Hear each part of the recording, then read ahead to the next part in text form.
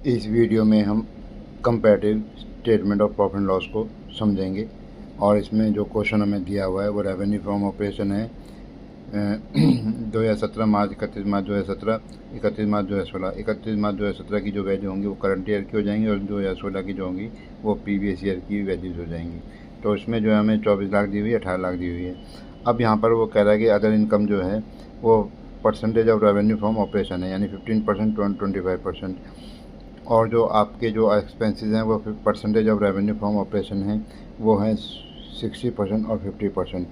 और हमें जो है टैक्स का रेट दिया हुआ है 40% और 40%। अब हम इस क्वेश्चन को सॉल्व करते हैं। वो इस प्रकार से सॉल्व होगा revenue from operation previous year के 18 लाख और करंट ईयर के 24 लाख। तो एब्सोल्यूट चेंज कितना हुआ? 6 लाख का। 6 लाख को डिवाइड करेंगे हम 18 लाख से, तो वो हो जाएगा 33.33% आ जाएगा। और उसके बाद अदर इनकम निकलेगी 25% जो है प्रीवियस ईयर के लिए ऑफ रेवेन्यू, और 15% है करंट ईयर के लिए ऑफ रेवेन्यू। तो ये वैल्यू आ जाएगी 4.5 लाख की और 3,60,000 की। इसमें चेंज आया एब्सोल्यूट चेंज नेगेटिव में 90,000 का, और उसकी परसेंटेज हो गई 20% नेगेटिव। इस प्रकार से टोटल रेवेन्यू हो गया 22,50,000 का और 27,60,000 का। और अब अदर एक्सपेंसेस की हमें परसेंटेज दी हुई है करंट ईयर के लिए 60% और प्रीवियस ईयर के लिए 50%।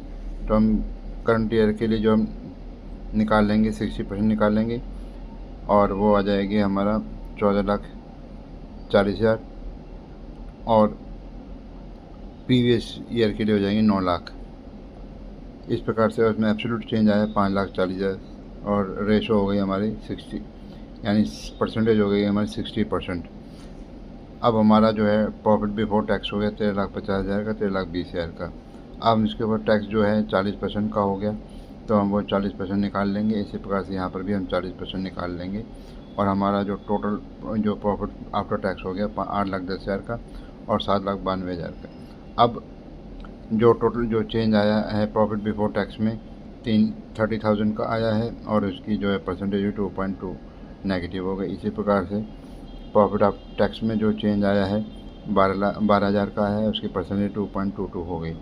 और इस प्रकार से प्रॉफिट आफ्टर टैक्स में जो चेंज आया है वो माइनस में आया है, यानी 18,000 कम हुए हैं, और उसको इसकी परसेंटेज हो गई 2.22। इस प्रकार से ये क्वेश्चन सॉल्व हो जाएगा।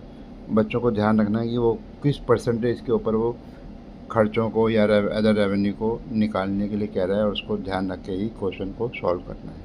इस वीडियो में इतना ही।